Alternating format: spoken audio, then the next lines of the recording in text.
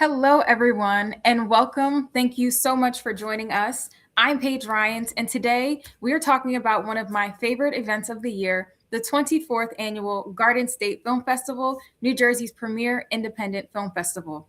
Garden State Film Festival returns March 26th through the 29th to Asbury Park and Cranford, New Jersey, with over 200 films from various countries screening across 9 venues. It's 4 days packed with incredible independent cinema, features, documentaries, student films, filmmaker Q&As, industry panels, red carpet events, and after parties. It's truly such a fun time, very exciting time of year. Whether you're a filmmaker, a film lover, or just someone who loves a great story, this festival truly has something for everyone.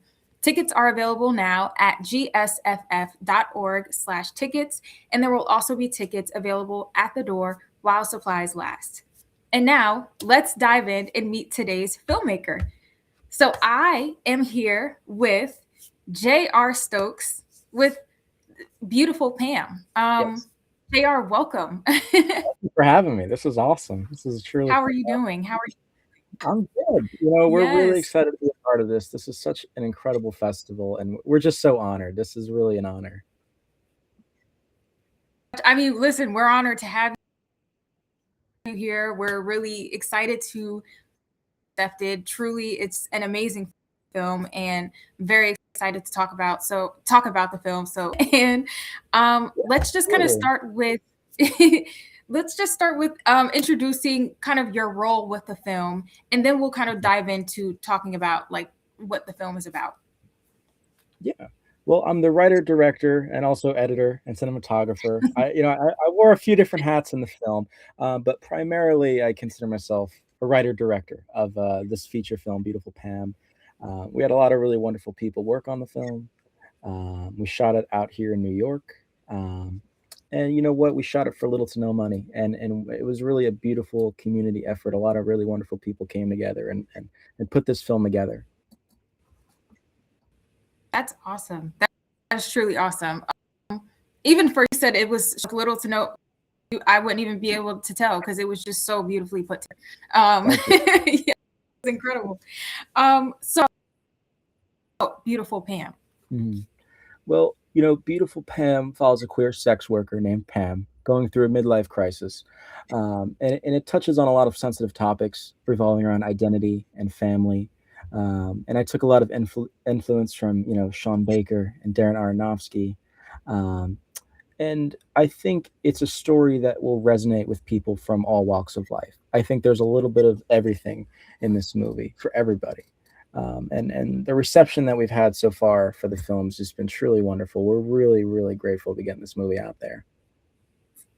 Amazing. Absolutely. And I think something Thank that you. also, on top of watching the film was the title, Beautiful Pam. I really think it's just so, open ended, but also personal. Can you talk a little bit about your inspiration behind that title and kind of its relation to shaping, the film in its entirety? Well, not to spoil the film, but there's a major motif in the film revolving around a letter that we see later in the film. And of course, when you end off a letter, you format it. And so the title is formatted like the end of a letter. However, also, I think Pam's a beautiful character. And I think the process that Pam is going through, that we see in the film, is beautiful in its own way, even if it's troubling to watch at times. It's uncomfortable to watch at times. I think there's beauty in that. I think there's beauty in the uncomfortable nature of being a person and figuring out how to be a person. I think there's beauty in that. So that's why I settled on that name. We originally had a different name that I didn't like that much. So then we pivoted to Beautiful Pam. Absolutely. Listen, I'm sure the other name was great as well, but I really do enjoy Beautiful Pam. I feel like Thank you. it just perfectly encapsulates just such a beautiful story. And Thank I know you kind of shared a little bit about your inspiration, kind of like the film, but can you talk a little about what drew you to create a film and focused on just like this story in specific without giving too much away, of course. That's okay. I think I've always said I film is allegorical in a way. I think at its core, the film is about feeling like you don't belong, right? And that's something I think we've all gone through.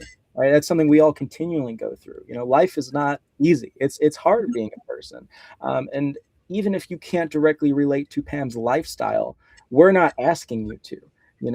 I think the biggest thing we hope for from audiences is to have empathy for the character, for each other, for the story. So I think that's the biggest takeaway and why I wanted to tell this story. I wanted to um, show people that it's okay to figure your life out, right? And Pam is in a situation where they're figuring their life out at a later point, right? And they've been through a lot, and they have flaws and they have issues that they're working through on their own. Um, I think that's what drew me to the film. Amazing, amazing. And I really like what you said about just kind of like how, audiences don't have to relate to the film, because I think that that's great filmmaking in itself, is just being able to convey that message that, might not everyone might not be able to relate to. So I think you did a wonderful job with that. And also I think that the performances in this film are amazing. Where did you kind of find your cast and crew? Well, I want to follow up on your answer because I thought that was such a great answer. I think the best thing about films and art and music is being able to pull our own interpretation from it, right? And that's why we love art. That's why humans respond and resonate with movies and music, because we can all find our own way to relate to it. But to answer your question, we had a wonderful, wonderful cast of people, and again, everyone had a helping hand, and luckily, Tom Corsiari, who plays Pam, the lead in the film, and also Peter Kontovich, who plays Beetle, the second lead in the film. I'm very, very close with them. We're very close friends, and so they also came on board to help audition other people. We pulled a lot of actors from the local Long Island theater scene. Where I live, it's a town called Lindenhurst, and it's considered like the Broadway of Long Island. There's a lot of theaters out here, but also we pulled from the off-Broadway scene in Manhattan as well. So really, we scoured far and wide, and we found some really wonderful people. That is awesome. I think that, it's just amazing seeing just how everything comes together. And, when you have a great crew that just kind of fills in those pieces of just, I'm sure, just what started out first as an idea is just such a fulfilling feeling to see, Absolutely. in the production process and on screen. What was there anything that was like a part of this process, which I'm sure there is, but like your favorite part of the process? And then a kind of a second question is like, were there any challenges that you encountered during this process? Whether, you know, I'll let I'll let you answer that. Oh, I won't. totally. You know, I think I live and die by the stories I want to tell, and I think as far as what I found to be the best part of making this film was being able to tell a story, let alone a story like this, and being able to do that alongside so many fantastic people. I mean, from our producer Sarah to our makeup artist Demetria to our sound guy Brandon. I mean, all across the board, being able to tell this story with people that I consider like my own little family, my own film family. That was my favorite part. Coming to set every day, figuring out different ways in which we can all pull something from the story. Right. I think that's the biggest thing about making a film is pushing and pulling. And sometimes you want to push and sometimes you want to pull. And it's about finding that middle ground. And that's what I would say was my favorite part of making Beautiful Pam. I think the only challenge we faced was probably just getting the film off the ground. That's the name of the game. That's independent film, is getting the film off the ground. That's the hard part. But once we were able to do that, once we were able to lock in and get our people together, it was so smooth. It was really so smooth, and that's attributed to the fact that we had so many great people working together. That's awesome. That have just like a great team who's able to just kind of like feed our, style of filmmaking and Yeah, everything like absolutely, that. Was absolutely. there anything that you learned about yourself, about your filmmaking process, about yourself as a director, anything like that through the making of this film that you kind of plan to bring to your next project? I like that question. I do.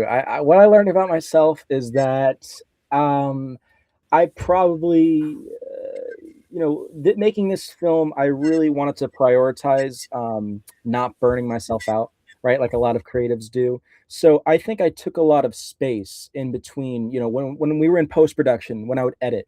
I would take more time to edit. I wouldn't touch the film for a couple weeks. I wouldn't look at the script. Um, a big thing we preached throughout the making of the film was how can we make this feel as natural as possible? How can we make this feel almost like a documentary?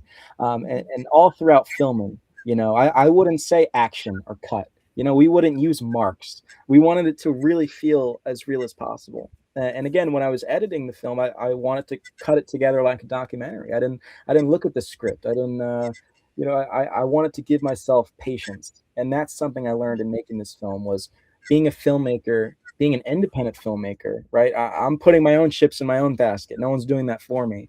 And what it really boils down to is having patience with myself. I had to be patient with myself. I think that's the biggest takeaway I had from the film. Absolutely. That is a great answer. And I think that it is important to have patience with yourself, to take breaks, to kind of just, because that's kind of how the best um, final pieces are brought, is when you're able to kind of step away. I think that's also where you kind of like are able to get new ideas that you can introduce. You know what I'm saying? So I think, I completely yes, agree with you. Absolutely. yes. So I think also it even just kind of speaks to a theme that we see in the film of just giving yourself grace, just being patient with yourself. I think that that is just such an important theme. Absolutely. That's a great takeaway from the film. That's what the movie's about at its core, is being patient with yourself, and unfortunately, the people that we see in the film aren't patient with themselves. They're self-destructive and they have a lot of flaws internally, and as a result, they don't know how to express themselves externally. So I think that's such a beautiful takeaway. Yes, absolutely. I mean, it's just incredible, and I think that there's multiple things that I think audience will be able to just like grab hold of, and when they leave that theater, I really do think that there's um, things that will resonate with the audience.